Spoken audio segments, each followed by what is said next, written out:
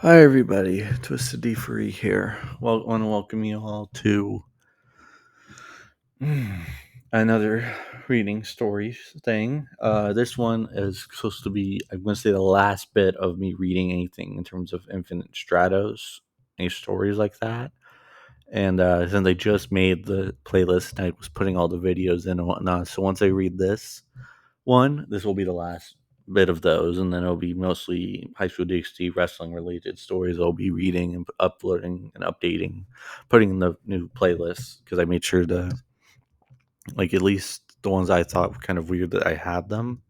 Like literally having a whole separate ones for like Rias, in this case, new one for, or if I hadn't made it at the time, one for Asia, Konako, Akano, and all that.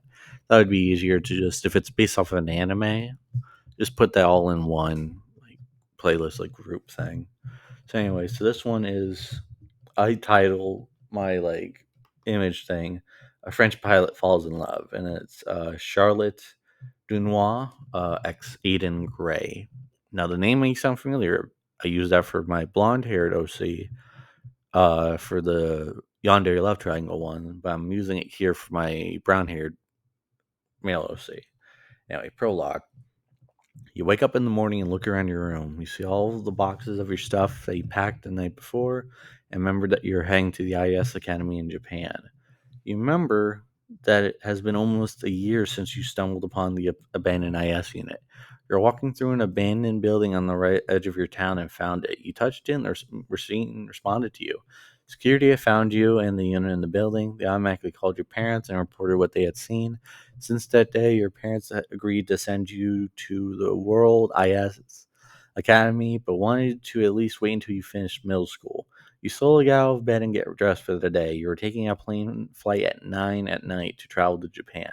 Supposedly, there would be someone from the academy there to go to there when you got to Japan to pick you up. Grab the manual on the IS unit basic instructions and head downstairs to eat breakfast. When you get downstairs, sit down at the table to eat. Your mom appears in the room with a plate and smile on her face. Hope you are prepared to start a new life over there. You can call us anytime you want. Your dad and me are so happy for you, your mom says. Thanks, Mom. I'm just a little nervous, is all. You say. I understand how you must feel, but remember, you are part of this family. We will always support you, your mom says.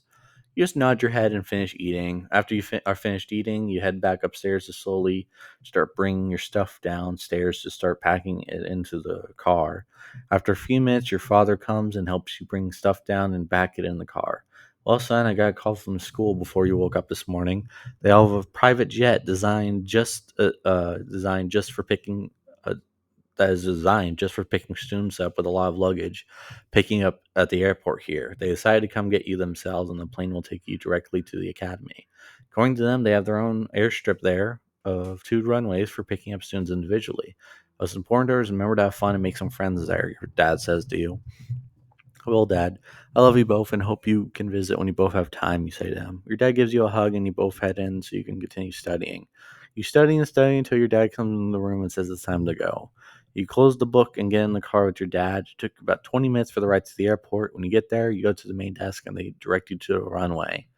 Your dad drives up to the plane on the runway, and a bunch of girls get out of the plane and walk over to you. Hi, I'm Tatanashi, the student council president. This woman next to me is Miss Uemura. She'll be a teacher and look over your dorm. We have set you up with a room with someone already at the academy. I hope you don't mind, but you will be sharing a room with a girl, a blue haired woman says to you. That's fine. I promise not to be on my best behavior, you say as you bow. All right, girls, grab his stuff and help start getting it on the plane, Miss Tatanashi yells, barking out orders. A bunch of girls approach the car and start grabbing all your stuff, loading it on the plane in under 5 minutes. Once they have all of your stuff on the plane, you turn toward your dad. Well, son, I guess this is goodbye for now. Your mom and I will be visiting in a few months, and we hope to see some progress, your dad says. You hug your dad tightly. All of a sudden, your dad hugs you back. Well, it's time for you to go, son, your dad says, letting go of you. You nod your head and turn towards the plane. You take a deep breath and get on the plane. Once you sit down and buckle in, you hear the engine roar to life. The plane lurches forward and then slowly and then takes off. Tatanashi hands you a pillow. Try and get some sleep. We have a long plane ride ahead of us, Tatanashi says. You grab the pillow and tell her thanks. You lean and you head over and go lean the chair back and notice that all the girls are watching you. You just shake your head, thinking that you're imagining it. You recline the chair back and stick the pillow behind your head. Last thing you remember is staring at the ceiling of the plane. Part two. You are woken up from someone shaking you. When you open your eyes to look to see who it is Tadanashi. You stretch your arms and legs and notice that some of the girls are in an outfit like a nightgown, but still holds class for the academy. Hey, um, Aidan, it's time to get up. We'll be arriving at the airport really soon. Tatsunoshi says to you. You nod and head to the bathroom and notice that there's two lines. You join the queue of the shorter line and notice that some of the girls are looking at you and whispering about you. You could just make out some of the words they were saying. Hey, isn't that Aiden Gray? He's like the second guy to ever try asking in it. He's gorgeous. Wonder if you will get a girlfriend while he's here. You just shook your head at all the comments. You decided to ignore them and just go about your business. Suddenly, Tanashi comes up behind you and taps you on the shoulder, causing you to slightly jump, being surprised. Well, aren't you popular already with the girls? Tanashi exclaims. Not looking for a girlfriend, you said loud enough for all the girls to hear. Some of the girls instantly had sad looks on their faces. You weren't trying to crush their hearts. You weren't just ready for a relationship right now. You wanted to keep your head in the game and make your country proud along with your family. You know, so you're up next and turn to face Satanache. Sorry, but if you'll excuse me, I have to freshen up a little bit before we get off the plane. You say, while giving her a slight bow. You head in when the girl comes out. You get out your pack and pull out some clothes. You change quickly into the school uniform that was specifically designed to fit you. Brush your teeth, brush your hair, and make sure that it's properly groomed and head out of the bathroom. You make your way back to your seat. When you sit down, Tatanashi hands you some papers. This is to let you know where your classes are and where your room will be. I hope you and your roommate will get along just fine. If two of you have any problems with each other, let me know. I'll be glad to help any way possible. Not she said with a smile on her face. Thanks. If I have any questions that my roommate can't help me with, I'll be sure to come up to you. You say. Just as you get done, a girl's voice comes on over the intercom. This is your pilot speaking. Please take your seats and buckle in. We are about to land. Just wait for clearance. Just waiting for clearance right now. The girl's voice said over the intercom. Everyone took their seats and buckled up. Slowly, the plane started to descend. The plane lands faster than what you thought it would, and an entryway is extended outwards towards the plane. You hear a clink sound as the entryway attaches to the side and the door opens up. Everyone unbuckles and starts grabbing their gear. Once everyone has their stuff, you slowly file out of the plane into two lines down the entryway. You eventually arrive on the other side into a huge room. Please follow me to your room, Aiden. Tatanashi says. You just nod your head and follow her silently, thinking about how your roommate would react to sharing a room with a guy. It takes 15 minutes to get to your room. Tatanashi stops and turns towards you. Well, here's your room. Your roommate and you are actually in the same classes, so she should be able to help. Be able to help you get around. She is shy but kind. Her and me have already talked with each other, and she has agreed to help you out. She should already be in the room since she didn't have class today. I will see you soon. Tatsunashi says, and then takes off, leaving you standing in front of your door by yourself. Well, this is it. I'm finally here. Time to group my roommate and hope she doesn't hate me right away. You turn the door and open the door. Turn the knob and open the door. You walk in and hear the shower going. Your face turns bright red. Hello, you must be my roommate. Give me a few minutes to get dressed. You hear a girl's voice coming from the bathroom. You hear ruffling and then a click as the lock disengages on the bathroom door and it slides open, revealing a girl with golden blonde hair. Chapter 1. You couldn't help but stare at the girl. Her voice sounded more towards a boy's, but you could tell she was a girl. While you were standing there thinking about her, she came up close to you. When you realized she was only inches from your face, you snapped back to reality and back away from her. What's wrong? She asked. Sorry, I'm just a little uncomfortable being close to any girls, you say and blush. Please tell me Tatsunashi didn't do anything to you, she asked. No, she didn't. I thought I was confident on being able to share a room with a girl, but to be honest, I'm a little uncomfortable, you say. I don't bite. Just make yourself at home while I brush my hair, she says. You go over to the bed would be yours, which was easy to tell since her bed had stuffed animals all over it. That's adorable. And sit down. You lay back on the bed to relax because you're still feeling fatigued from jet lag. The next thing to happen was you passing out. Charlotte eventually noticed that you're sleeping, came over to your bed and tucked you in. Well, he did have a long flight. I'll just show him around tomorrow, she thought. Charlotte went and lay down in her bed after changing into her sleeping gown. The blinds of the room were already closed. Charlotte reached over and hit the switch on the wall to shut the lights off. 3 hours later, you wake up and remember that your roommate was going to introduce herself. You felt ashamed that you ended up falling asleep. You look over in the room and notice that she was sleeping. You squinted your eyes to see that she was what she was wearing, but because she didn't have a uniform on, and blushed. She was in a nightgown. You quickly look away, but couldn't help noticing how cute she was in the gown. You grab a set of clothes and head to take a shower. You let the hot water ease your muscles and wash away the tension and fatigue from riding on the plane. You head out of the bathroom once you are dressed and notice that the light was on. You turn to see where she was and notice she was sitting on the edge of her bed as if she was waiting for you. You blush because she was still in her nightgown. Could you change into something else, please? You say while blushing. Does this bother you? Sorry, I'm sorry. I didn't even think it would bother you of me dressing in my nightgown. Oh, hurry up and change. By the way, my name is Charlotte Dunois, she says. She quickly grabs an outfit and goes into the bathroom to change. You couldn't help but be embarrassed considering it's the first time seeing a girl dressed like that. Chapter 2. Charlotte comes out of the bathroom a few minutes later, dressed in her school uniform. You still thought she was cute, but it didn't bother you now that she wasn't a nightgown that was see through. I'm sorry for making you uncomfortable, Charlotte says. It's alright. I'm just not used to being around girls, let alone sharing a room with one. If I ever do something that makes you feel uncomfortable, please let me know, you say. As long as you don't come out naked from the bathroom, like there isn't anything that would bother me.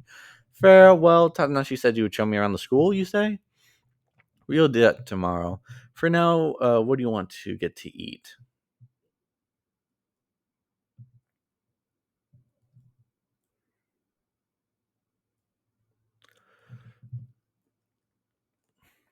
Uh, sh- sure, you say. All right, I'll introduce you to my friends at lunch. Charlotte says while grabbing the keys to the room. You both head out and you follow her to the cafeteria to get something to eat. You both get there and order something to eat. Once you have a tray, you follow her to a table with one guy and six girls. Charlotte sits down and motions for you to sit down next to her. You sit down next to her and notice that one of the girls was Tadanashi. You nod at her and she nods back. Hello, hey everybody. I would like you to meet my new roommate, Charlotte said. Everyone looks at you and says hi. The girl with the long black hair is Hoki. Cecilia has long blonde hair. Obviously, you know Tatanashi. The girl with the same color hair color as her as Tatanashi is her younger sister Kansashi. The girl with black hair that's done up in uh, it's brown hair. Excuse me, girl with brown hair. No offense, anime freak. I think you mistyped. Brown hair that is done up in buns is Reen. Laura is the girl with the platinum hair, and each is the guy in our group. Charlotte says while each person waves their hand as their name is mentioned. Hi everyone, I hope we all can be friends, you say. So what would you like to do after eating? Charlotte asks you. How about going back to your room and studying some of the material in the handbook that I was given to read, you ask. Sounds wonderful, Charlotte says. It took about an hour. It took about half an hour to eat because everyone was being really friendly, trying to get to know you. You eventually loosened up and told them that you're American. They didn't seem mad or hate you when you told. You felt like that you could trust them. It was nice making friends for once and not having people hate you just because of where you were from. Oh boy. You and Charlotte get up and head back to your room. When you get there, Charlotte holds out a key to you. Here, this is the other key to our room. Don't worry about entering the room. If you want in, just come in, Charlotte says. You grab the key from her and she unlocks the door with her key. You both enter the room and go get your books to study together. You felt that you and her would become really good friends and was glad that she was so nice to you. Once it started to get dark outside, you both decided to head to bed.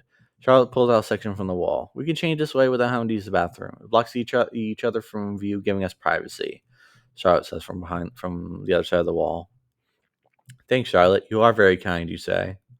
Are you dressed? Charlotte asks. Yeah, why, you say? You see her hand come around the edge and she pushes the section back into the wall. She was dressed in a nightgown, but this time you couldn't see through it. Let's get some sleep. Oh, if you ever need anything, just wake me up, Charlotte says while climbing into her bed. Okay, and thanks again, Charlotte, you say while climbing into your bed. Sweet dreams, Aidan, Charlotte says. You too, Charlotte, you say. You turn over on your side, facing away from her, and fall asleep quickly. You wake up feeling a little exhausted and felt something holding on your hand. You go over and see that Charlotte is asleep in a chair next to your bed and is holding onto your hand. What are you doing? You exclaim loudly. Charlotte opened her eyes and looked over at you. You were twitching and mumbling in your sleep as if you were having a nightmare. When I put my hand on top of yours, you settled down and went back to sleeping peacefully. Charlotte said, "Sorry for causing you worry. I'm just nervous starting in a new school. I am the only other male in the world besides Ichika to be able to use an IS unit, you say. It was alright, you'll be fine. We need the class though before we are late. Right, let's hurry. Both Charlotte and you make the class, but unfortunately you both are late. Miss Dunois and Mr. Gray, you both are late. I want 15 laps around the arena after school from each of you, Miss Ormore says. Yes, ma'am, both Charlotte and you say. Both of you sit down at your desk as Miss Yamada starts the class. For lunch, you had to sit through classes of the history of the IS units and mathematics courses dealing with the functions of an IS unit. As class was dismissed, you called to Mr. Uemura. Mr. Uemura, can I have a word with you real quick, you asked. What is it, Mr. Gray? Miss Winmore asked. You explained why both Charlotte and you were late and asked that you could do Charlotte's lap for her because of it. That is acceptable. Please, inform Miss Dunois that she doesn't have to do laps in a Y. Miss Orimore says, turning around and walking away. You could have sworn she had a smile on her face as she walked away. Now it's time to meet up with everyone for lunch and explain to Charlotte that she didn't have to do laps and hope that you did the right thing. You head towards the cafeteria to join everyone. You reach the cafeteria and get some cheeseburgers and fries. Once you had enough on your tray, you head over to the table that has your friends at it and sit down with them. Everyone seems to be engaging in conversation with each other. So you just sit there and remain quiet. You start eating and keep your head down, not paying attention to everyone. What you didn't know is that Charlotte was watching you. Aidan, are you all right? Charlotte says. You look up and notice that everyone was looking at you and had stopped talking. Well, kind of. I took the liberty of explaining to Mr. Orimura why we were late and asked not to punish you. She accepted it so you don't have to do it, she said to Charlotte. Thank you. Still doesn't answer why you look a little pale, Charlotte says. Well, I don't know if you'd be mad at me for doing that, you say, with an embarrassed look on your face. I'm not mad by any means, Charlotte says. You go to look up and see everyone's reaction when all of a sudden you pass out. Your head hit the table with a sickening thud. Get him to the infirmary now, yelled Charlotte. 3 hours later, you wake up and look around to see that are in a bed in the infirmary. You know Charlotte asleep by your side and she is holding onto your hand. For some reason, you couldn't move any part of your body. You look down and notice there are straps holding you down. Charlotte, you say out of curiosity. Charlotte stirs a little and then opens her eyes. All of a sudden, she flings herself on top of you and hugs you. Tears streaming down her face. I am so happy you're okay, she says while sobbing. I'm fine now. Please don't cry, you say. Just then, Miss Orimore and Miss Yamada come in with the nurse and doctor. How are you feeling, Aidan Gray? Miss Orimore asked. I'm feeling fine. Is there any way you can remove the restraints, please, you say and ask. Miss Orimore nods her head and the nurse removes the straps holding you down. You put your arms around Charlotte and try to get her to calm down. I think it's time to explain to Charlotte about your condition, Miss Orimore says. You sit up, still holding on to Charlotte. You push her back a little and lift her head to where she can see your face. She looks up at you. She isn't sobbing anymore, but tears still silently stream down her face. Well, I have a condition that sometimes when I get worried too much, I end up getting sick and sometimes pass out. They put me with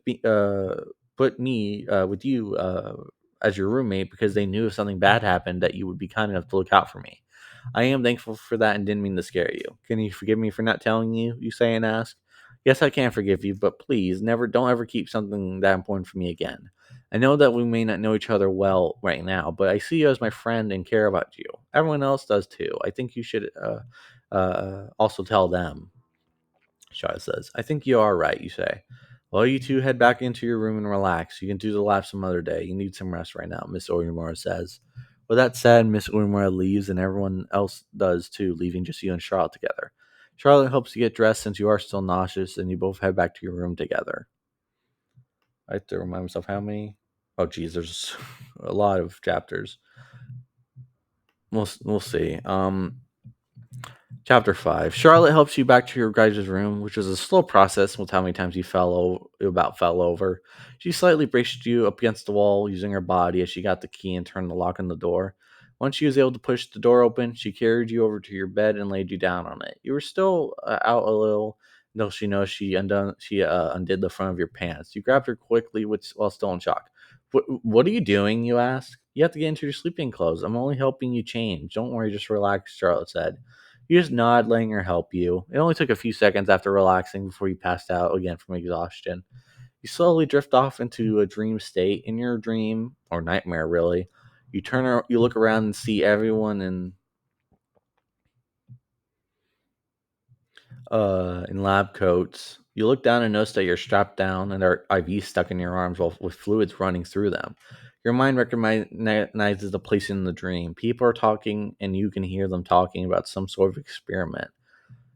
It took you a while to figure out that it was you that they were experimenting on. You start to struggle and try to thrash around to get free, but the restraints had you strapped down too tightly that you couldn't shift any part of your body. They started injecting needles in you. Some needles pulled out blood, while others injected fluids of different colors into you.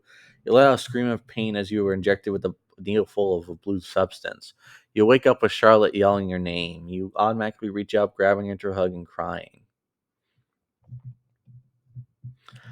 Are you all right? Charlotte says with concern on her face. You just start crying even harder when she asks you that. All of a sudden, the bedroom door comes crashing in with Tanashi and the gang behind her. Everyone had a worried look on their faces. What is going on in here? Tanashi says. I just had a nightmare. Please, everyone, please come in here. I have something to tell you all, you say. Before everyone could sit down to listen, Miss Oimori shows up. Ugh, another door need to be replaced. Miss Tatanashi, please quit destroying doors, Miss Orimori says. Sorry about that, but when there was reports of screaming coming from this room, I acted on impulse, Tatanashi says. I figured this would happen. Well, about time to you explain to all of them.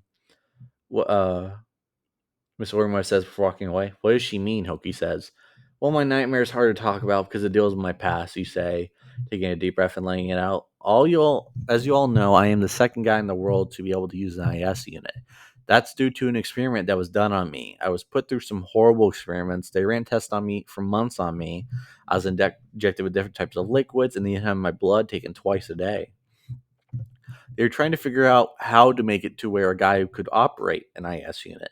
Unfortunately, the project was discovered and the government stepped in, shutting the project down, arresting everyone. The government put me into a home with two really rich people. They became my mother and father. They were kind and weren't stuck up like most rich people are. They would comfort me when I had nightmares and would help me out wherever they could. They didn't care about money and spent a lot of time with me. I made the decision one day to see if the experiment worked, so they spent the money to allow me to try piloting an IS unit. See to my to success, it worked. After I found out I was able to use an IS unit, I decided to come here and develop the skills to become an IS pilot. My parents supported me and contacted the director here. Miss Ormer was kind enough to accept me. She already knows about my past, so now here I am. My goal was originally not to get involved with anyone here and focus only on my skills as an IS pilot, but that has all changed. Meeting you guys has changed my whole perspective on things. I finally found a group of people that accept me as myself. I thank you all for that, you say, and then suddenly burst into tears again. Charlotte holds on to you until you calm down again. We already knew about your past from Miss Uemura. I was told to keep quiet. I'm happy that you're able to trust us and tell everybody. Tatanashi says with a smile on her face. After everyone calmed down, you all made dinner and ate together in your room. You spent the rest of your day relaxing and hanging out with your friends. When nighttime hit and everyone left, you noticed Charlotte looking at you. Is there something on your mind? You ask her. Can I share your bed tonight? Charlotte said with an embarrassed look on her face. If that is what you want, you say while climbing into your bed. Charlotte climbs in bed next to you. She shifts slightly until she is curled up next to you. You can see the worried look on her face. You wrap your arm around her and she drifts off to sleep. You can only think that maybe life isn't as bad as you thought having friends like this. You close your eyes and drift off into a peaceful sleep. You wake up not remembering the last few minutes before feeling falling asleep and feel something heavy against your body. You pull the sheet back and see Charlotte curl up against you. You end up freaking out and fall out of bed, causing Charlotte to sit up and look around. What happened? Charlotte said, looking at you with concern in her eyes. Why are you in my bed with me? Yes, was a surprised tone. Well, after everything last night, I thought you needed some comforting when I asked you if it was all right, and you said okay if that was what I wanted to do. Charlotte says, I'm sorry, Charlotte. My mind is a little foggy this morning, you say while sitting up in bed. You noticed that you were dressed in your sleeping attire. You turn to look at Charlotte, and as if reading your mind, she tells you that she helped you get changed into your sleeping clothes last night. I'm really sorry for causing you so much trouble, you say with a look of guilt on your face. It's all right. Just if you have any problems, please let me know. Don't hide things from me is all I ask, Charlotte says. After you both got done talking, you both get up and get dressed. You both asked if the other was done dressing before turning and facing each other. You end up staring at Charlotte, and your mind goes blank seeing her dressed in her outfit, but she was also wearing a little bit of makeup too. Is something the matter? Charlotte asked. No, sorry. You say it while shaking your head, trying to get the image of her out of your mind. Charlotte just giggles. Come on, today's training class. I was told that you have a personal IS unit. I would like to see it. Charlotte says, grabbing her hand and dragging you out of the room. She leads you to the training field where the class is waiting. All right, you slackers. For those who have a personal IS unit, you are to train with each other. Everyone else will use the normal school IS units to train. You hear Miss Orimura yell out as you enter the training field. You watch everyone get into IS units and watch your friends summon theirs. You wait for a few seconds before summoning yours. Your unit surrounds your body. You see everyone stop and look at your unit. Is something the matter? You ask. What is the name of your unit, Aidan? I've never seen such a unit, Charlotte asked. This unit is called Rai Kairi. It's named after lightning because of its speed. It has it has two cannons attached to it for range combat, and a blade that's 7 feet long for melee combat. The colors are metallic blue, pink, and purple symbolizes the clashing of energy that's created by lightning. As far as I know, there isn't any other unit that can compare to its speed. You say, Gray. I would like you to demonstrate the power of your unit. Cecilia, and Hoki, you are up. Your goal is to take both of them on. Gray, Mr. Ormore commands the three of you. You nod your head, and before anyone could register it, you are already shooting up into the sky. You're about to pull your blade out when you feel a sharp pain in your arm, causing you to lose focus and fall towards the ground. The ground was coming at you with such speed that you close your eyes, waiting for the impact. The impact never came. You open your eyes and see Charlotte holding you before passing out again. Everything went black. Once again, you wake up in the infirmary, you look around, and you see that there are needles stuck in your arm and fluids are running through them. You sit up when you're suddenly hugged by Charlotte. You look up and look in her direction and see Miss Orimore standing behind her. Well, Mr. Gray, it seems you have a major problem. We are going to be doing tests, and if you approve of some medical experimentation to try and help with your situation. Do you approve of going through the experiments, Miss Orimore says and asks? I'll try anything if it helps me, you say. Miss Orimore hands you some documents. You'll need to fill these out and sign them. Then it's to give consent for us to do experiments and voids us of any responsibility of any negative results from happening. Miss Orimore says. You grab the documents and pen that she held out to you and started filling them out. You didn't even hesitate on filling them out. After you had signed all the documents and filled out your information on them, you handed them back to Miss Uemura. Prepare yourselves. The experiments start in the morning. We have something that should help a little with the pain that you get. Oh, and we will be taking you off the equipment for the rest of the day, and you are to spend it doing what you want. Miss Uemura tells you. The doctor slowly unhooked you off from the machines, and once you were free, you got up and put on your regular clothes. Charlotte watched you get dressed just in case you need help or something else that might happen. After you're done getting dressed, you decide to head to the boys' bathhouse to relax a little. Once you reach the bathhouse, Charlotte leaves you and tells you that she'll be right back. You wonder why she would be coming back, but decided to go in and relax in the hot spring that was set up for you and Ichika. After about 10 minutes went by and you're relaxing, you hear a knock on the doors of the bathhouse. Come in, you say, loudly, not thinking anything of it while trying to ease your mind. Charlotte walks in wearing a bathing suit. You couldn't help but stare. Why are you in here? You exclaim with a shocked tone. I couldn't let you be by yourself just in case something else happened. You still haven't fully recovered your strength, and I didn't want you to be by yourself. Do you want me to leave? Charlotte said and asked. No, you are fine. I just have to get used to sharing a room being around girls eventually. Just don't stare at me is all I ask, you say. You manage to keep your composure as she climbs into the hot spring. She slides in the spring and leans against the wall of the spring, keeping a good distance from you to keep from making you uncomfortable. I'm Charlotte. Can I tell you something and it stays between us? You ask. I won't tell anyone if you wish, Charlotte says. Well, it's just that you're the first girl that hasn't looked at me weird and have treated me like a friend. I've never been good with girls. I always feel embarrassed saying this, but I think I'm starting to fall in love with a girl. And I'm not sure how she would react if I told her. How should I tell her that I love her? You say and ask.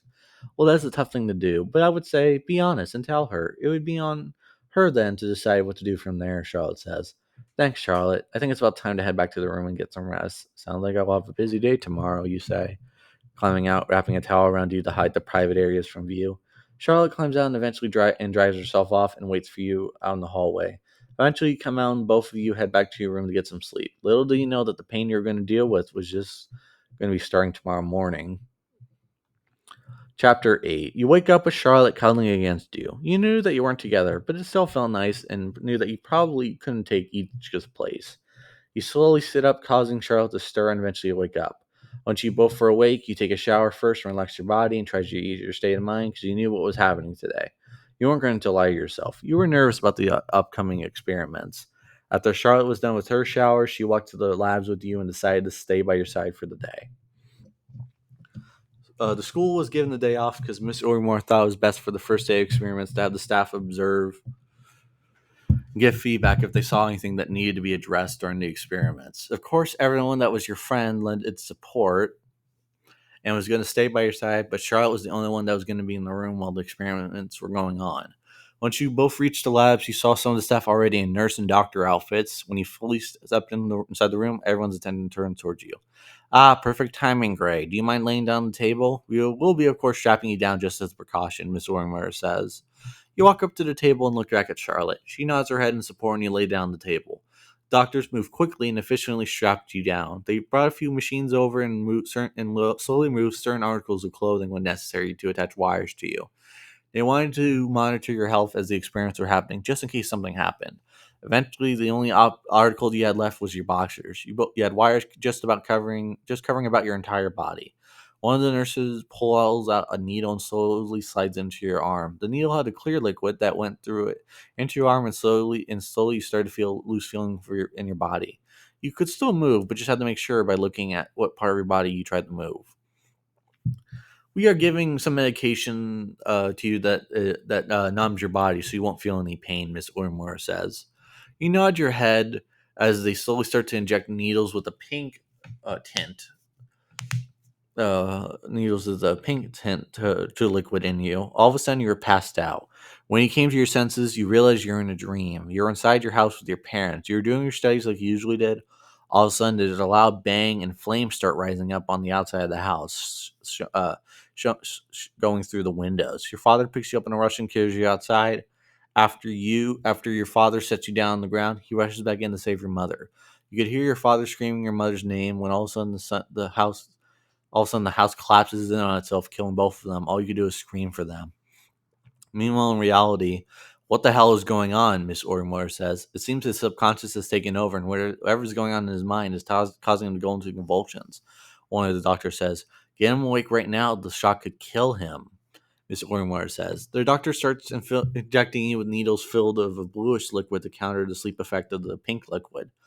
All of a sudden, you feel like you're on fire while screaming. Your mind breaks and you end up waking up screaming. You wake up thrashing, feeling your body is on fire. Calm down, Aidan. You hear a sweet voice right next to you. You brace your teeth and get the pain under control with help from the voice that you eventually realize belongs to Charlotte. Your forehead was covered with sweat from the nightmare. Get him off there and into a chair. We need to help him get cleaned up, Mr. Wilmore barks to the doctors. Why they needed to clean me up, you ask? Well, you started having convulsions and ended up biting the inside of your cheek and your tongue, causing you to bleed. You keep spitting blood up on yourself, Charlotte says. You look down and notice that you are covered in blood. When you look up and look around the room, you see your friends with a scared look on their faces. Now we're on part 2. You lay back down as the medical staff cleans your body of all the blood and relax. Suddenly they inject you with the needle and slowly the pain subsides. You'll feel fine other than the minor injury in your mouth and tell them to continue. They ordered you to remember what the original experiments that were done on you while they had some wires attached to your head. You slowly remember the experiments. You delve deep into your mind, trying to remember everything. After a while, you were able to remember a lot of the experience done on you. You slowly stood up, and when you tried, there came a loud cracking noise around your lower section of your rib cage. You instantly bend over, puking out blood. Charlotte instantly grab you and lay you back down on the bed while doctors came over to check you out. The result was that 3 of your ribs broke when you tried to stand up. The doctors figured it out quickly that it was due to the ribs being fractured when you had the convulsions. You still ordered them to continue with the experiments. They slowly had you rest your body and patch you up while they analyzed the data and your memories of what was done to you. After a while everyone waited for the news, Miss Ormore comes in. We have sufficient data for now. I recommend you rest and let your body heal. We will continue the experience after you have healed. Tatanashi, Charlotte, take him to his room and you're excused from classes for the next 2 days to take care of him, Charlotte, Miss Ormore said. It was weird for Miss Ormore to use a student's first or last name without saying Miss or Mister, but it was probably due to the stress of the experiments being done. The girls helped you back to the room and Tatanashi left after making sure things were in order. Charlotte helped you change into your attire for bed, causing you to blush since you were almost naked during the process. After making sure you were in bed and comfortable, she sat down at the desk to do her studies. Occasionally, she would help you get up to use the bathroom when you needed, causing you to blush every time since you saw your private areas when helping you, and she would bring you food when needed. You slept off and on from the pain, causing you to pass out every once in a while. After the second day, the staff had brought you a wheelchair so you could still get to class. You said that your injuries weren't going to keep you from your studies, and they agreed that was the only thing they could do to compromise with you so you couldn't cause further injury to yourself. No matter what happened, you were going to prove you were still fit to handle any situation that came your way. Every girl in the school helped you out as much as possible, but you didn't care about it. You only cared about how Charlotte was holding up and how she felt. You were taking a shower before you're starting your day off when there was a knock on the door of your room. I'll get it, yelled Charlotte as you got out of the shower. You dried off and was getting dressed when the bathroom door opened in Miss Orimora or bedroom. Sorry, Miss Orimora was standing there. You blushed because you only had your boxers on. Oh, don't be embarrassed. I've seen a boy naked before. I'm not into guys anyways. I do have a question though that is vital for the experiments. Would you mind if we put a chip inside your head to record your thoughts and dreams? That might help us understand your mental state. Of course, everything you think about will be shown to us in video form, but we will keep it confidential between the medical staff. No other students will know anything about this except your friends. That is fine. If it helps me get out of my system to where I can function properly, that is fine. I'll meet you in the medical bay in half an hour. Then for the procedure. Then Miss Ormora says as she walks away. Charlotte helps you get the rest of your clothes on and helps you into your wheelchair. Once you are in a wheelchair, Charlotte calls everyone on their cell phones and contacted them. She told them what was going on. They all agreed to meet in the medical lab. Once she was done contacting everyone, she grabbed the back of the wheelchair and heads to the medical lab. Once you guys get there, you see the table for you to lie down on is already set up. Charlotte helps you on the table and Miss Ormore comes into the room.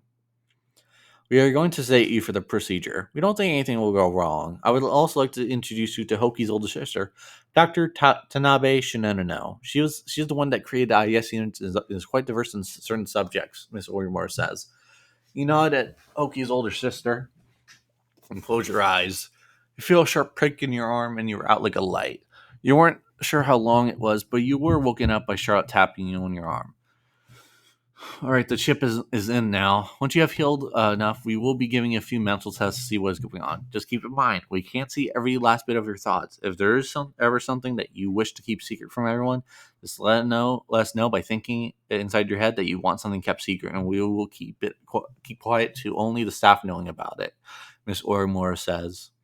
You nod and touch a section of your head where the chip was put in. You're surprised to feel that was just a small incision area.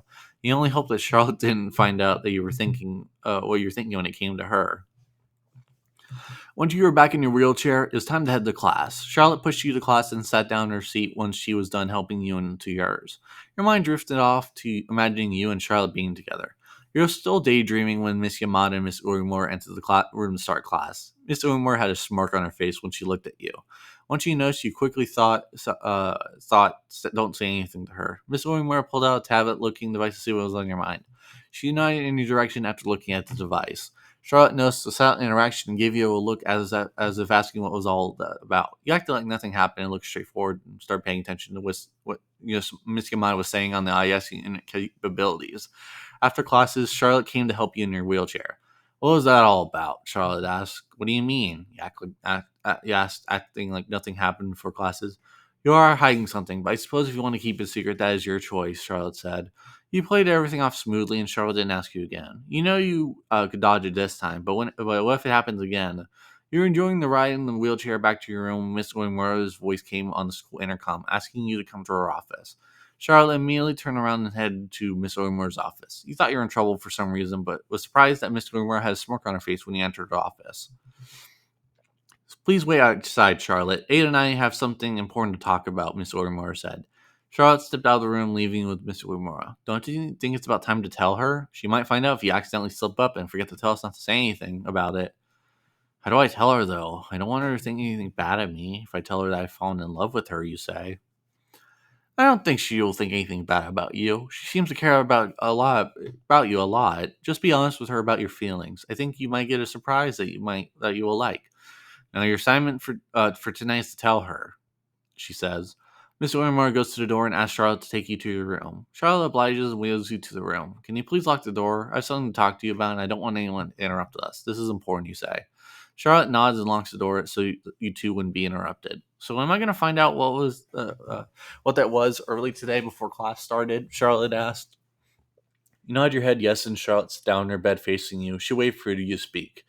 Well, I'm not good with when it comes to girls or the subject I'm about to talk about, Charlotte. I love you, and I have loved you since the first time I saw you, you say, looking up at her to see her reaction.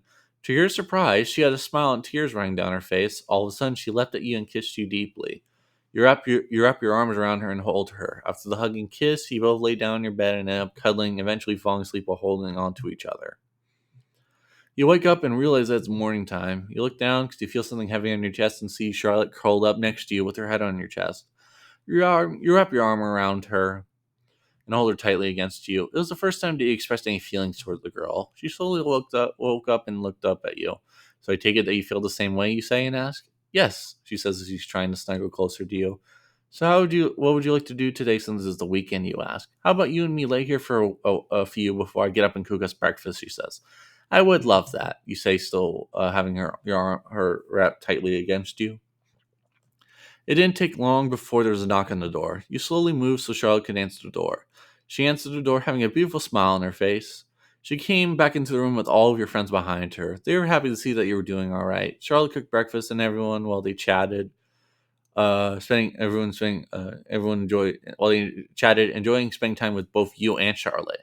You're happy to have a group of friends that cared about you. After thinking about such happiness for a few minutes, you end up crying because you never thought of having such good friends and someone loving you would have ever happened. Charlotte instantly came to your side as if she knew you were thinking. She kissed you. Shh, we will never leave your side. We're all here for you, Charlotte said. Everyone was surprised to see Charlotte kiss you. What is this you do? Laura asked. You told me last night that you loved me finally. I love him as well, Charlotte says. Glad for you. I hope it works out for you two and that you both have a happy life together. Thanks, guys, you say. Charlotte grabs a hold of you and kisses you deeply in front of everyone. When she is done kissing you, decide to tell him whose idea it was to finally tell Charlotte how you felt. Well, each guy couldn't have done it without your sister putting pressure on me to do it anyway. Any chance I could get a chance to thank her? You say and ask. Thank who? You hear as Miss Umar steps into the room. Thank you for finally making me express my feelings to Charlotte. You say. No need to thank me, kid. Just trying to help you out. You need to learn to speak what's on your mind sometimes instead of always hiding everything. Miss Orimura says, Sis, Ichika exclaims, well, it's true. Besides, I came here to grab you all. It's time to start on the treatment process of treating your problem. The doctors think they have enough information to help you. Are you ready, Aidan? Miss Orimura says, Ready as I will ever be, you say. All right then, everyone follow me then to the labs, Miss Orimura says. Everyone gets up, except with you as Charlotte helping you into your wheelchair. All you can think about that it was time to end this nightmare of a problem. All of you eventually reach the labs. You're instructed to call your IS unit. You raise a hand and call your IS unit.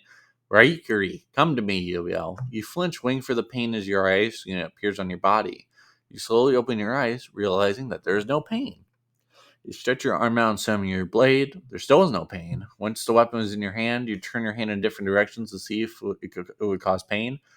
Still no pain. You couldn't figure out how the medical team fixed the problem without any surgery being done. Mr. Wilmore slowly approached you.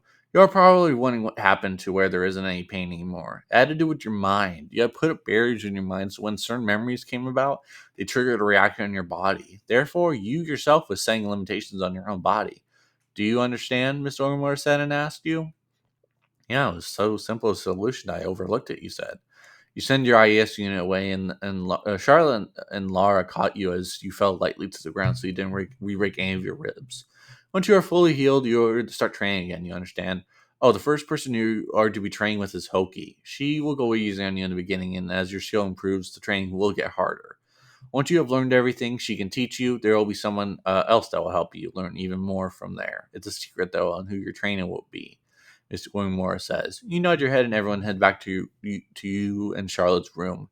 Once you are back in the room, you look at Hoki. So it looks like you will be training me. What will you be teaching me, if I may ask you?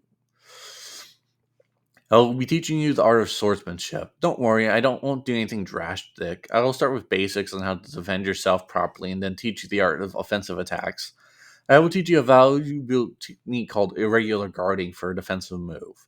We'll be practicing with kendo sticks at first and no IS units. Once you learn enough skill, we will move on to using the techniques that I teach you of offense and defense with the use of the IS unit. She says, you couldn't wait to start the training, but first things first, you had to let your body recover, and at least there wasn't any pain anymore from the broken ribs because of you limiting yourself. It was about a week later from the last test and having the issue fixed to where you could use your IS unit again. You wake up early before Charlotte had a chance to wake up. You slid out of bed, letting Charlotte sleep. You went to the kitchen area and made breakfast for Charlotte to surprise her. Your ribs seemed to be healed all the way. Charlotte wakes up just as you approach the bed carrying a tray with breakfast on it for her. Honey, you shouldn't be up moving around like that with your ribs like that. Charlotte says loudly, I'm fine. My ribs seem to be healed already. Look, take the tray and I will show you. You say, hanging over the tray. Charlotte takes the tray and you lay down on the ground and do some crunches, showing her that your ribs are fully healed. After doing a few crunches and showing her that you aren't in any pain, you grab some clothes and head to the shower. You decide to relax your body and mind under the hot water. You're enjoying the shower when you hear the door open up. You need something, my chérie? You said loud enough to where she could hear you. You heard footsteps approach the door. You raised an eyebrow, wondering what Charlotte was doing, when all of a sudden the door to the shower opened and Charlotte stepped in with you being in there. What are you doing? You ask her. I wanted to take a shower with you, she says with an embarrassed look on her face. You smile and turn her around to where you could see her back and start scrubbing her back lightly. I don't think we are ready to take it to the next step, but we can at least bathe together. Are you okay with that? You say and ask. Yes, she says while laying out a sigh of pleasure. You give her shoulders a massage to help ease the tension that she has had from worrying about you. After you were done scrubbing her back, she says scrubbed your back and helped ease the rest of the tension that you had. After you both were done bathing, you both got out wearing a towel around yourself. You get out of the bathroom and find all the girls standing in your room. They just stare when they see both of you. Say, anyway, chapter 15. You and Charlotte just look at everyone having an embarrassed look on your faces. It's not what it looked like, both you and Charlotte say at the same time. If that's the case, you care to explain? We just took a shower together is all. Nothing physical happened between us, you say with a serious look on your face. Right. Anyways, what do we have planned for today, Reen says. Just as you were about to open your mouth to make a suggestion, the alarm signaling the Academy's defense system came on blaring.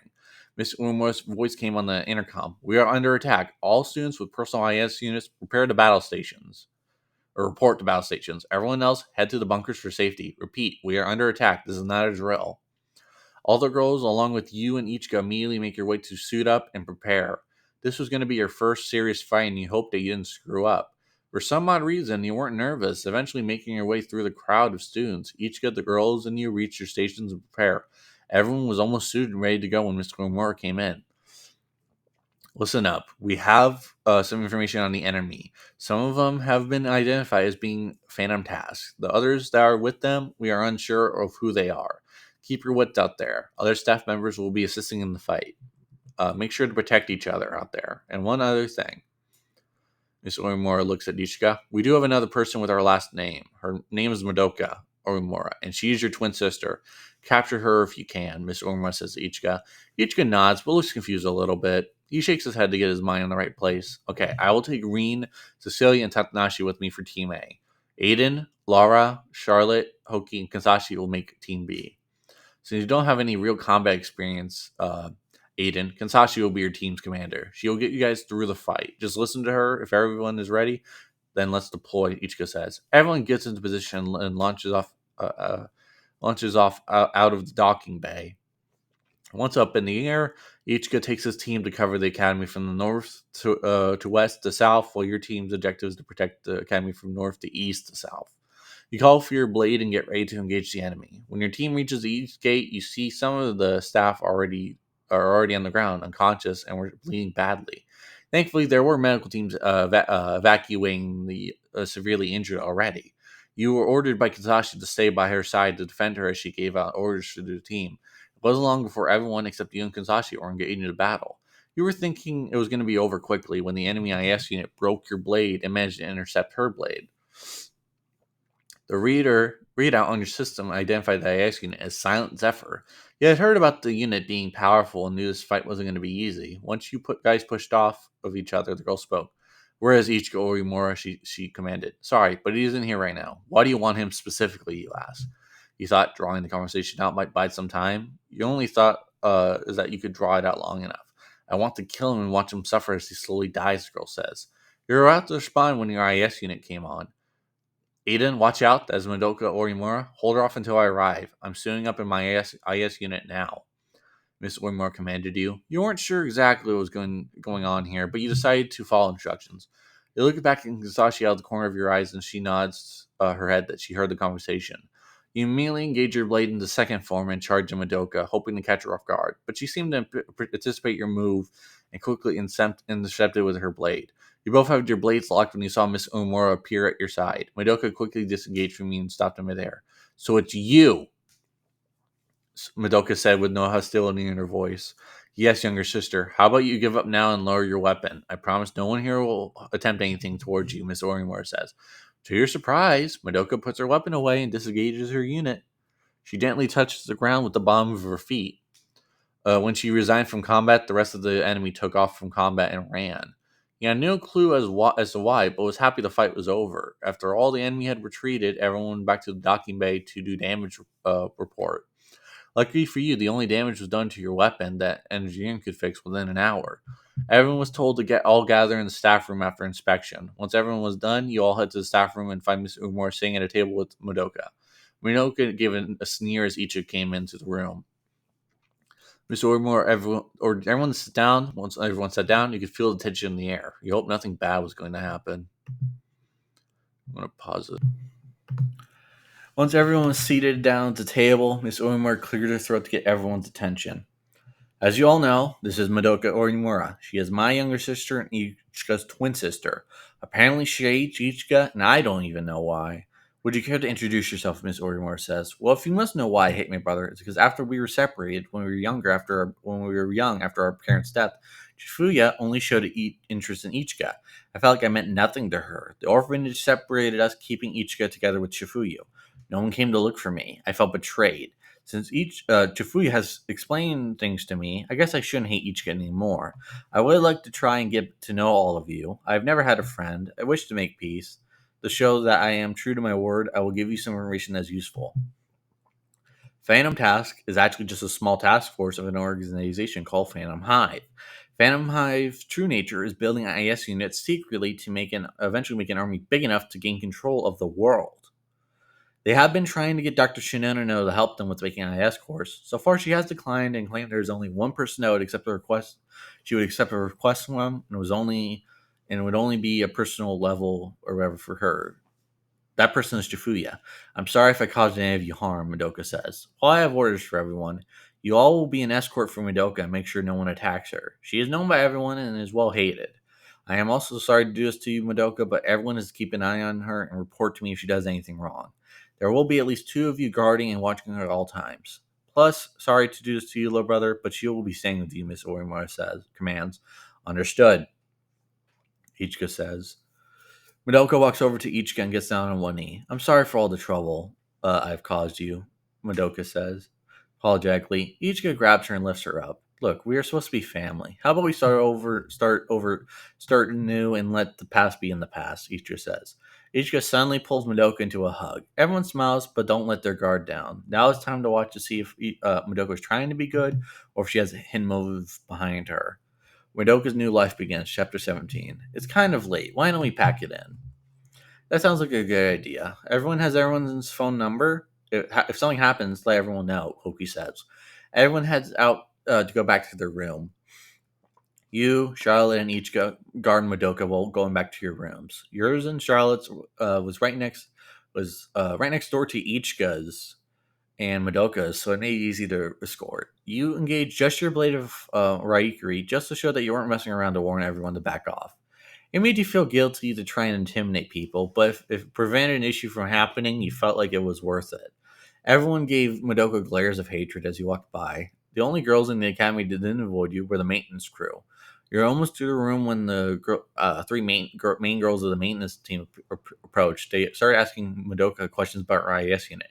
Here, take my bracelet to examine. It contains all the data on Silent Zephyr. You can study it all you want.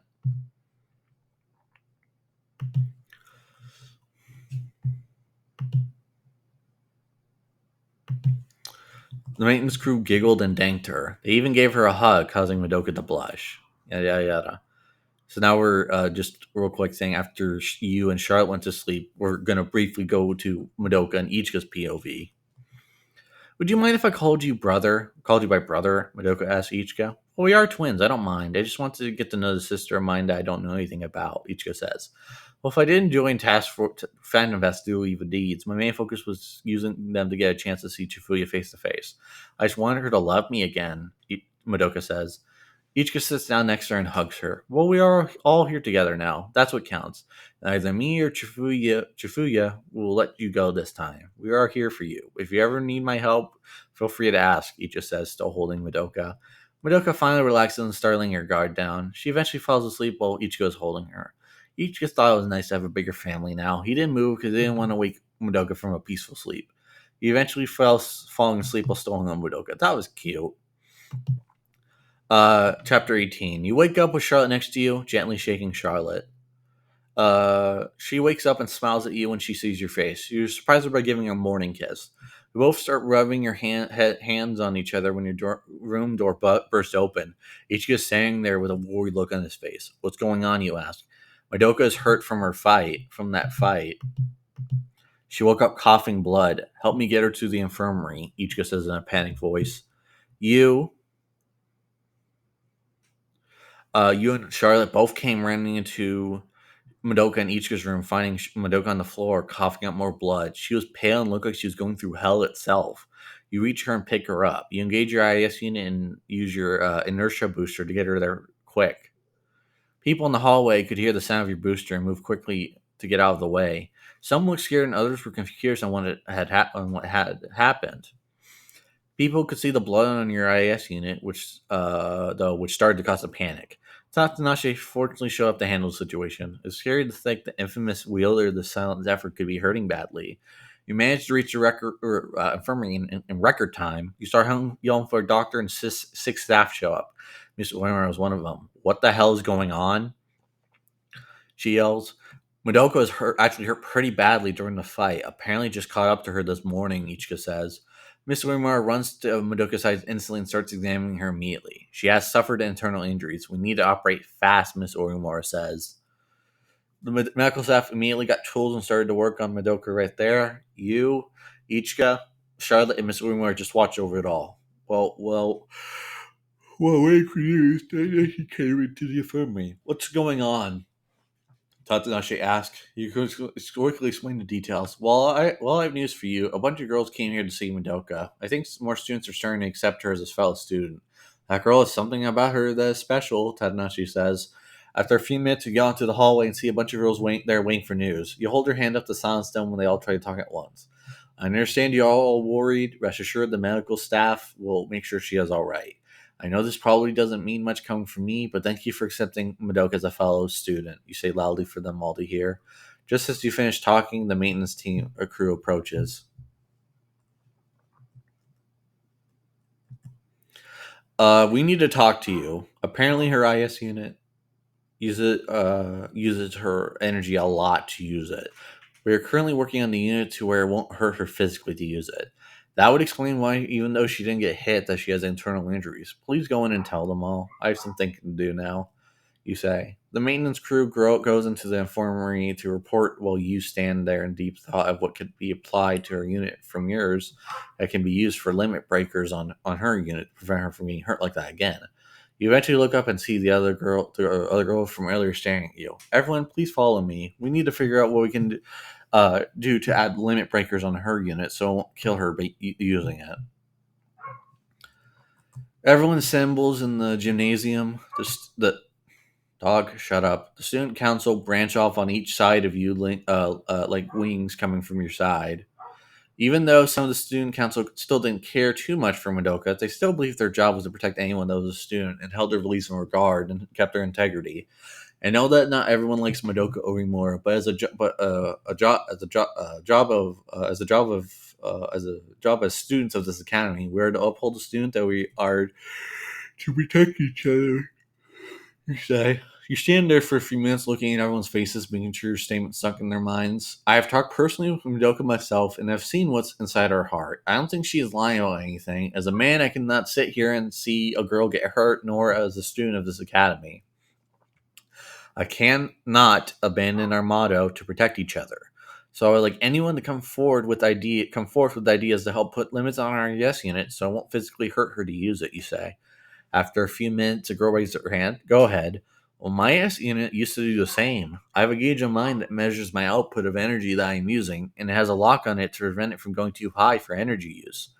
I also have a program that reroutes energy to individual parts of my S unit when needed. That would be useful, you say. Just then, Kansashi walks into the gymnasium. I have something that can help with that also. I have been studying your IS unit personally along with my older sister, and I can create a program that sets limit breaks on the unit. How fast can we make these adjustments, you ask? Give me and Tatanashi 2 days and it will be done. All right, go ahead and start. As for everyone else, if you come up with an idea, please contact me personally on my cell phone. Here's my number, you say, pointing up at the board behind you. Everyone starts pulling out their phones and putting your number in. All right, everyone is dismissed for now. All right. You head back to your room after the meeting in the gymnasium. You were so lost in thought that you reached your room without realizing it. You enter your room and sit down at your desk. You slowly pull out a brand new notebook and pen. Your goal for today was to jot down all the things that were a problem with Madoka's IS unit. You were so focused on your task that hours had passed by and didn't even realize when Charlotte got back and came in the room. Charlotte watched you for a while before clearing her throat. You turned in her direction and were surprised to see her there. Sorry, I didn't hear you come in, you say. Are you alright? You seem to be stressed out, Charlotte says and asks. Honestly, no, I'm worried about Madoka's IS unit. It's such a sophisticated machine that it will be hard to fix a problem with it. I don't even understand where to start on it. I may be spending a lot of time with the girls in the docking bay working on it, you say. Charlotte gets up and wraps her arms around you, trying to soothe your emotions. She could see that you were stressed out and pushing your limits. You were both trying to chill out when Miss Oimura's voice entered the intercom in your room. Uh,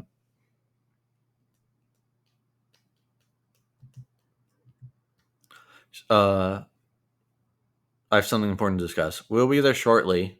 Both you and Charlotte get up and head to Miss Moore's office. It didn't take long to get there. When you entered the office, you saw that Ichika and Madoka were there. Madoka was in a wheelchair. You look at Miss Moore and saw that she was mad and serious. Jesus. What the hell is this, Madoka? Mr. Uemura says while holding a small device with a camera on it. I honestly don't know, Madoka said, shrinking back in fear. I didn't fully trust you, and then the mechanic crew found this on your unit. I figured you were sent here to spy, Miss Uemura says with anger and hatred in her voice. I honestly didn't know. I'll take any punishment you see fit. Just don't send me away from you both. Miss Uemura thinks for a while. Everyone remains quiet. After a while, Miss Uemura talks. You are on probation. You will not leave your room. A special task force will be in place to watch your every movement. You are prohibited from using your IS unit until further notice. I have your device right now for activating your unit. Your schoolwork will be brought to you. Your meals will be brought to you. If you need to use the showering facilities, me, the girls, each Aidan will be accompanying you. In other words, the boys will see you naked. If you not agree to these terms, you will be kicked out of the academy. Do you understand? Miss Orimura said and asked Madoka. I understand, Madoka said while looking sad. Aidan, you will be accompanying Madoka into her room from here on out until each gets back for the day. Your meals will be brought to you along with your studies. Sorry to do this to you, but your ISU is the most advanced of anyone's. If you does anything, you have permission to use extreme force, she said. Mr. Umar says. Yes, ma'am, you say. Very well, you're all dismissed. Miss Orimura says. You look over at Madoka and see that she looks like she has been betrayed. In a way, you felt sorry for her, but couldn't help but think she should have been more careful and made sure that her unit hadn't been bugged by the enemy. Everyone gets up and heads back to their rooms for the night. You and Charlotte lay down in your bed. You both kiss each other. After a while, you fall asleep from Charlotte massaging your shoulders and back. Before you fell asleep, you couldn't get the image of the look of hatred coming from Miss Orimura's face towards Madoka out of your mind. Chapter 21. You wake up and continue thinking about the situation between Miss Uma and Madoka. Charlotte noticed that you weren't getting dressed. We have class this morning. You should get ready, Charlotte said. Go on ahead. I'll meet you there. I have something important that needs to come first, you say. Very well. Just be safe, all right? I know you are thinking about doing something, Charlotte says. I'm going to confront someone and give them a reality check. Nothing physical, just a talking to. Don't worry, I'll be fine, you say. You get up and give Charlotte a kiss before she heads off to class, surprising her. She looks back at you and to make sure you are all right before leaving for class. All right, it's time to get down to business, you thought. Uh, as you got dressed. You thought as you got dressed. You dress professionally and head out to find the person. You hope it goes well for you. Walk the halls for a while until class started in session. Knowing your target was in the room already, you waited outside the class to make your move. You could hear attendance being taken. You could hear Miss Moore and Charlotte voice in Charlotte's.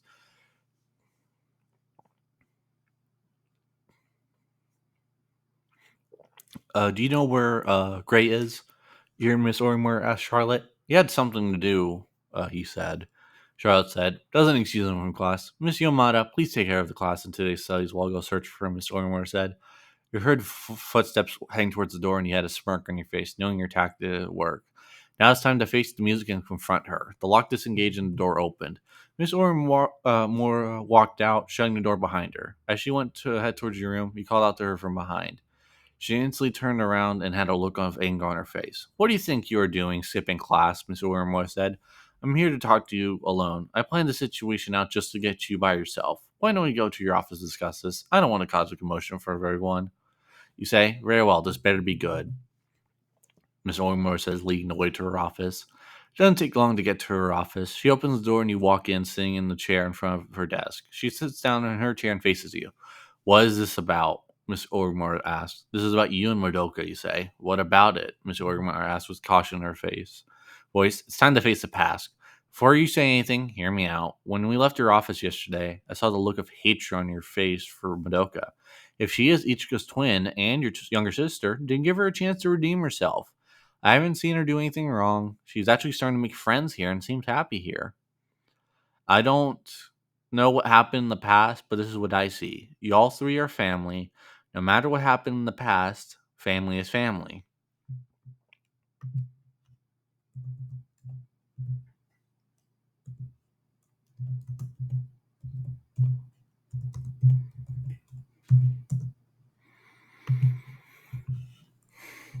Well, you may have differences, that's fine. She wants to be accepted by you. That was her whole reason for coming here. It's time for you to face the music, Miss Oimura. I have faith in her as a friend. Instead of always treating her like a thorn in your side, maybe you need to start accepting her and try to be a family for once. Now, if you excuse me, I'll be into my classes, you say, and get up, leaving the room before she could speak. You left Miss Oimura in her office with a shocked look on her face. Now it's time for Miss Oimura to make a decision. You only hope she made the right choice. You head to class to your studies that was required of you. 20 chapter 22. You're studying pretty hard when Miss Urimura approaches you and asks you to step out in the hallway to talk. The class got really quiet because Miss Urimura never pulled anyone out of class. You look at Charlotte and nod your head for her to keep studying. Charlotte nods back at you, meaning she understands. You get up from your desk and follow Miss Urimura out of the hallway and feel everyone stare at you as you walk by them. Once in the hallway, you close the door behind you and face Miss Urimura. She looks kind of nervous and speaks slowly as if she's choosing her words carefully. How do I go about trying to fix things between me and Madoka? I've treated her like she doesn't exist for years, Miss Orimura says. I can help with that. You, Madoka, and Ichika come to Charlotte and my room tonight. Make sure you're hungry. We are going to sit down and have dinner. Know this, though, I can only help you so much. Some of the stuff you will have to decide on how to handle on your own, you say. You walk back into the classroom, ignoring the whispers around you. You look at Charlotte and wink. You sit back down at your desk and go back to your studies like nothing happened. After classes are over with, you pull Charlotte aside from everyone. I need you to prepare a meal for 5 people tonight in our room. We are having 3 guests over tonight. That is if you don't mind, you say and ask. I don't mind, but may I ask who the 3 guests are? I can't tell you because you might get nervous. I'm sorry, but I do have training to do with Tanashi and Hoki. See you later this evening, my love, you say and ask. Yes, love, Charlotte says. You kiss Charlotte and take off to the field for training. Who are the three people coming over tonight? Charlotte thought. She walked back to the room and decided to start getting things ready for tonight. She took a shower first and got into a nice outfit for dinner. It was still like a uniform, but it was more comfortable and looked quite nice on her. She got the tablecloth out and set the table up for the dinner. She started cooking about 10 minutes before you would be back. She decided to make her special dish and knew it would take about an hour to prepare. A little after she started cooking, you came in the room, you shut the door and kissed her before taking a shower. Since you both were together now, you decided to shower with the bathroom door open. You hopped in the shower and noticed there wasn't a body wash on the shelf of the kind that you used.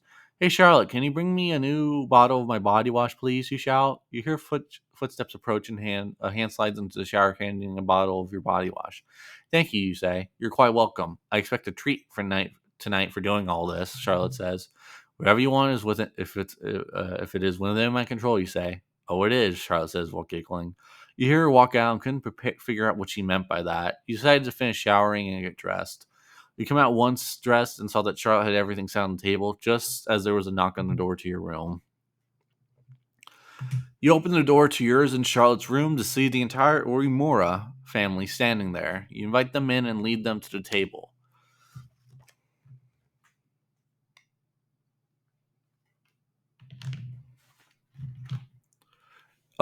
You pull out the chair for Miss Orimura and Madoka. Charlotte smiles at you for being a gentleman. Charlotte slowly brings the food and starts serving everybody. You sit down at the table to watch everyone. Charlotte brings everyone except Miss Uemura some soda. Charlotte puts a bottle of wine and a wine glass in front of Miss Uemura. Once, everyone is settled. Miss Uemura looks at you, as if asking you for advice on how to start a conversation. So, how do you like it here, Madoka? You ask. It is actually quite educational. I also find the help from the medical team is quite good. Madoka says, I see you have very good grades. I'm quite proud of you for that, Miss Uemura says. Madoka blushes slightly. Miss Uemura gets up and walks behind Madoka. Before Madoka could react, Miss Uemura wraps Madoka in a hug. Let's start over and become a family once again, Miss Uemura says. Madoka smiles and hugs Miss Uemura back. You smile, seeing the interaction between the two, and grab Charlotte's hand, slightly squeezing it. Charlotte looks over at you and smiles, finally understanding what the dinner was all about. Have fun, you two, you say with a smirk on your face. Ichika just kept on eating, acting like everything was normal, when all of a sudden, Majoka jumped on him, giving him a hug. Charlotte and you couldn't help but laugh at them. Um, Madoka, they're touching me? Ichika says nervously. Madoka looks down and sees her chest resting on his arm and realizes that Ichika's nervous when boobs were touching him. She immediately moved her chest from his arm. Sorry about that, Madoka says. Screw it, Ichika says, giving Madoka a hug. Thank you, Aidan, Mr. Wingmore says. I didn't really do anything. The bonds were already there, and so were the desires for everyone to be a family again. You see, waving it off like it wasn't a big deal. All of a sudden, Charlotte kisses. You're the best boyfriend someone could have, Charlotte says, causing you to blush. I try to be, you say nervously. After the dinner was over, the other three left, leaving just you and Charlotte alone. Charlotte strips down to just her bra. Oh, God. Just her bra and panties. She lays down in her bed. Remember I said that you own me? Well, come on over here and lay down with me, Charlotte says. You lay down next to her, knowing you couldn't refuse. So this one, I'm kind of worried if I need to mark this as 18. I'll put in the description 18 plus. Like there's a lemon section here, so I will put that in. But anything else, I think it's not. It's just this one area here where it's like this. It's just this one point here, where it's like that. So I think I'm fine doing that.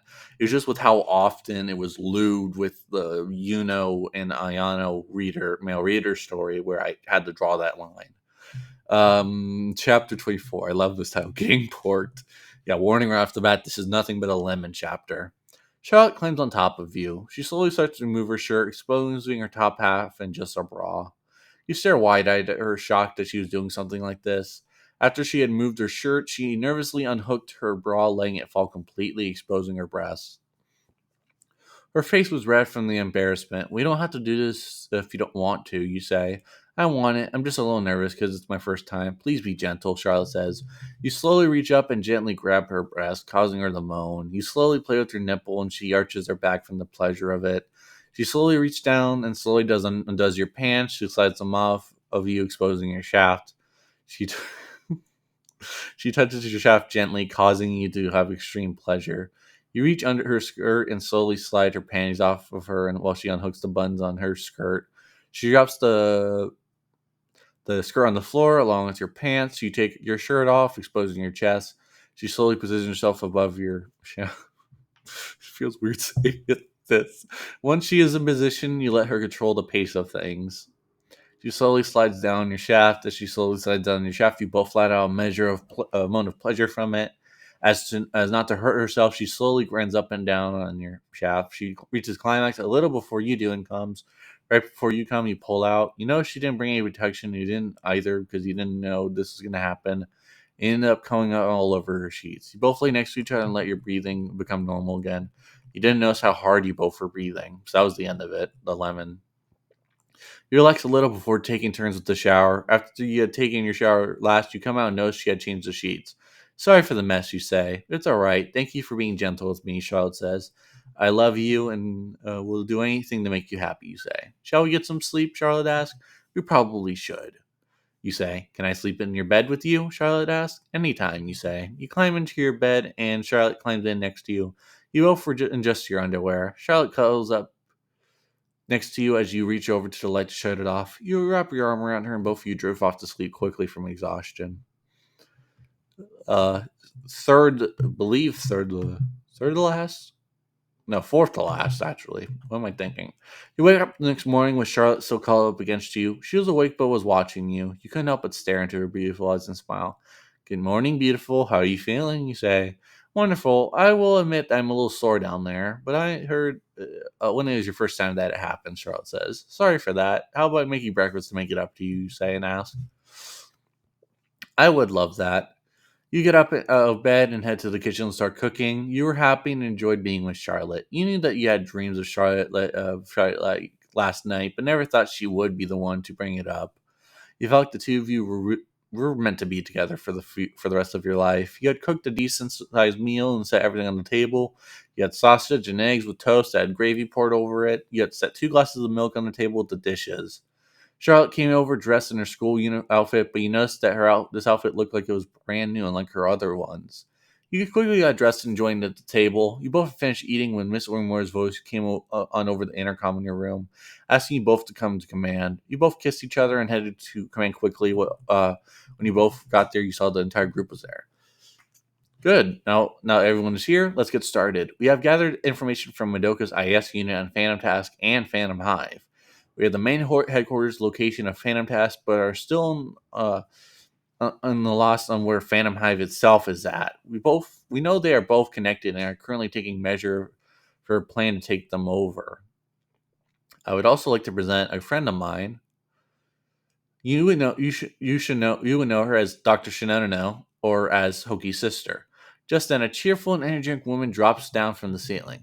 Hi everyone, it's me, the genius, Tabane Shinono. Yay, the woman says. You sure are cheerful, you say. Oh my, who do we have here? Let me guess. Your name is Aidan Gray. I know all about you. How do you like the fifth generation model of the IS unit? Tabane says and asks. It is a pleasure and a privilege to be using the newest type of model. I may say you have outdone yourself this time. You would be correct on who I am, you say. So, who's the lucky girl? Come on, tell me. I will help her out. Also, I will make you both units that would work well with each other. Tone says and asks. That would be me, Charlotte says. Oh, well, I do have good news for you. Might I tell them? Chi-chan, please, oh please. Dominique says, Go ahead, Miss Wingmore says. Well, I have upgrades here for everyone's units. They will all be on the same tier level as the fifth generation model after I am done. Hope you all enjoy the new upgrades. The others just look at each other in shock at the news.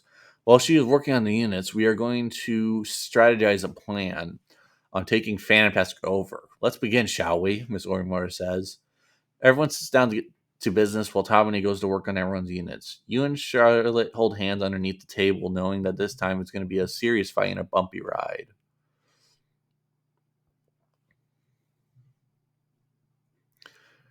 All right, chapter 26, preparing for battle. Everyone sat there looking at Miss Uemura. Miss Uemura hit a button on her desk, and a layout of the area where Phantom Task was located showed up as a hologram across the table. This is the layout for their place. As you can see, there isn't any kind of blind spot to take them from surprise.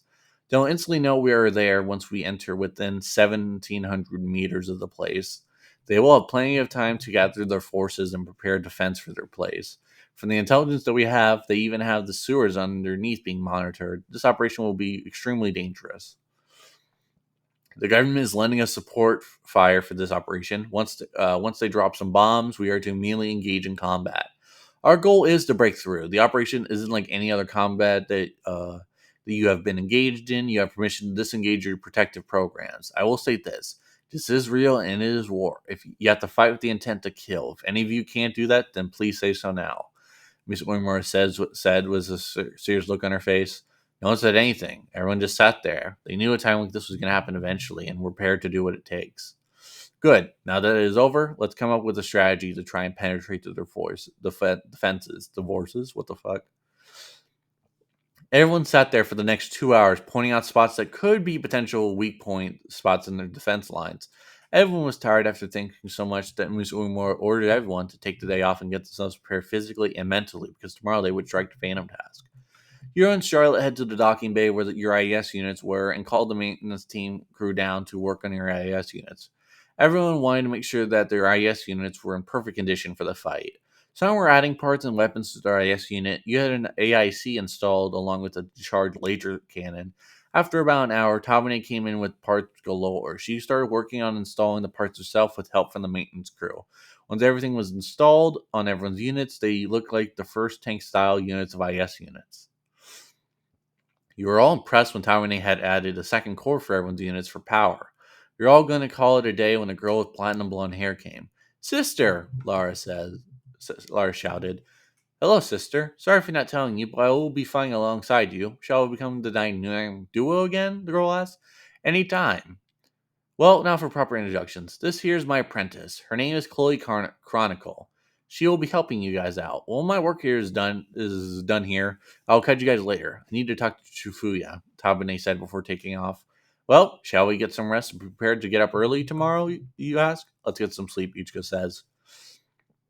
Everyone heads back to the room with Chloe staying with Laura. You and Charlotte make it back to your room. You both get into bed and cuddle for a while. You both were a little nervous, but knew that as long as everyone worked together, you all would be fine. You both kiss each other deeply before Charlotte cuddles up tightly against you. You wrap your arms around her, and both of you drift off to sleep to rest for tomorrow's battle. Oh, okay. This is the second last. Finally. Chapter 27. Teamwork at its finest. Everyone was in their positions and ready to move out within the second. It was just a waiting game now until the government dropped the bombs signaling the squad. Mendoka and Charlotte had been assigned to your unit under your command. Each goes in command of the other girls. The plan had been set for each guy in the squad to hit them heavy to draw everyone's attention, while the three of you sneak in to go after the head of Phantom Task. ETA was still 20 minutes out for the military to strike. You decided in the meantime to play through the memories you had that made you happy during your time with the AS Academy. Most of your memories were of Charlotte. You couldn't help but think of things like the first time you both kissed and actually making love with each other. You sat there remembering all the good times until Charlotte whispered into the comm link, "What do you think about over there?" "You have a smile on your face," Charlotte whispered. Everyone's comm link was on the same frequency. You didn't care who was listening in. I was thinking about all the happy moments I've had since coming to the IAS Academy, especially all the times with you. I've had the best times of my life here with you and everyone else. I wouldn't change a thing. You say quietly. Glad you are happy, Charlotte said. All of a sudden, Miss Uyemura's voice comes over the comm link. Heads up, the military's here, Miss Uyemura says. You adjust your sights and see the jets coming in. You see the bombs fall. Laura, now, Ishka yells. You see a blast from Laura's cannon. It hits a convoy truck that had supplies in it. Laura's aim was dead on as the whole area surrounding the truck blew sky high. Even from where you were, where you, Madoka, and Charlotte were at, you could feel the shockwave through the air. Each gun, the girls charged into action, engaging the enemy. The three of you sat hidden, biding time. You only had to wait a few minutes before you saw the opening that was needed. Let's go, you two. Follow me, you say, taking into the air and coming in fast to the point you were nothing but like more than a blur. The three of you landed and started taking down the defenses that were guarding the door to a bunker. Minoka shot someone straight through their chest, killing them almost instantly. You could see the serious look on her face, but she didn't seem to have any guilt in killing the person. But you knew that she was tough and could handle this kind of stuff. But you were surprised when Charlotte came in with her shield piercer and destroyed an enemy shield, and then followed up with a shot right through the woman's chest. Jesus, you could see that the enemy was turning into nothing more than corpses across the ground. You grit your teeth because you don't like to see people being killed. After the two guards are down, you pull your blade out and cut the door to the bunker right in half, breaking clean through it. Once the door was busted, um, there was a giant room. Uh, what yeah, once the door is completely enters first as she can activate a shield. There's a giant room at the end of the hall. Once you guys reach the room, you are surrounded by a bunch of IS units. All of a sudden a blur comes through the room, and the enemy lays dead on the ground. When the IS unit stops, you see that it's Mr. Uemura. You were so focused on watching the enemy drop that you didn't know Tavani was behind you. You still have it, Shifuya. Let's work together like old times, Tabne says. What can you do? You don't even have an IS unit, you say. I can deactivate parts of an IS unit just by touching them. For example, Tavane says, then touches your unit's arm, causing it to disappear. Takes a moment before you manage to get it to come back. Nice, you say. All right, you three. Me and Tavane will clear a path for you. Madoka, you know what to do once you reach the core of the facility, Miss Orimura says. You all nod and follow. You're surprised by Tavane's speed. Without a unit, she could keep up with the speed of the IS units. You follow closely while Tavane and Miss Orimura clean house. It didn't take long until you reached the inner core of the facility. All five of you had cleared hallway after hallway so fast they didn't have time to register in your mind of what was happening. Once in the inner core, Madoka started setting up a bomb. Once the bomb was set, Madoka ordered everyone to clear out quickly. Once out of the facility, everyone takes off quickly and barely made it out of the range just as the bomb went off. All the fighting stopped even the enemy stopped as they saw the place blow. Once the dust settled, you saw that there was a huge crater left in the ground. The bomb had leveled the place completely. Once the enemy saw that their place was completely gone, there wasn't many left. They gave up, lowering the weapons and deactivating their units. Staff from the IS Academy quickly started rounding the rest up and putting them in cuffs. Congrats, everyone. Fantastic was no more. As for Phantom Hive itself, I imagine this is a crushing blow for them. Everyone is to head back to the academy and clean up. After that, you all have the next week off. Dismissed. Yeah. All right, last bit. Dear Diary. So this is the last chapter. Together forever. The finale. No shit. Dear Diary, I have a dream. I've had the dream man for my life. He is good to me and always takes care of me any way he can. This is everyone's final year for school. We all applied for the job of being security for the academy and got accepted upon graduation. I couldn't be more happier than I am right now. It was strange at first, falling for someone other than Ichika, but it worked out for me. After graduation, me and Aidan planned on getting married. Miss Wilmore said we could hold the wedding here at the academy. There was difficult times for everyone, but we all made it through. The other girls have finally agreed to share Ichika. He has finally realized that all the girls love him, but he couldn't decide on which one to pick. I just hope he can handle a heroin with that dickhead of his. Very fair to say. Everyone seems to get along now, and that is all that matters. Since our fight with Phantom Task, it has been quiet, and there hasn't been any attacks since then. We think Phantom Hive has gone into hiding and building themselves back up, and will try something eventually. But we will be ready for them. Madoka has settled in nicely, and even has a boyfriend outside the academy. Miss Urmura also spends a lot of time with Madoka now. The two can always be seen together. I'm glad they are a solid family again. I hope one day to have a child of my own. We were deciding to go slow. Well, since it is getting late, I'm going to sign off for the night until the next entry. What are you doing? You ask, coming out of the shower. Just writing down memories to go back through when we were older. Just remember all the good times that we have all had together. Charlotte says, "Why don't we cuddle in bed and watch a movie?" You ask. "I would like that," Charlotte says. "What type of movie would you like to watch?" You ask. "Something romantic," Charlotte says. Charlotte climbs into bed as you put on a movie that you knew she'd like. She climbs into bed and she calls up against you as you both watch the movie before going to sleep. You couldn't be happier having a peaceful and happy life with Charlotte. So that's the end of this story. Again, as I said prior in the reading the Reen story, and then just now, finishing up reading the Laura Bodwick story, and now finishing up this one. I really do appreciate all the work and all of the time and whatnot. I assume that Anime Freak went in, put into writing this whole story. I really appreciate it. Hope you all enjoyed this, and yeah, hope you all, like I said, really enjoy the story. And yeah, I'll see you guys around. I'll see you all around next time.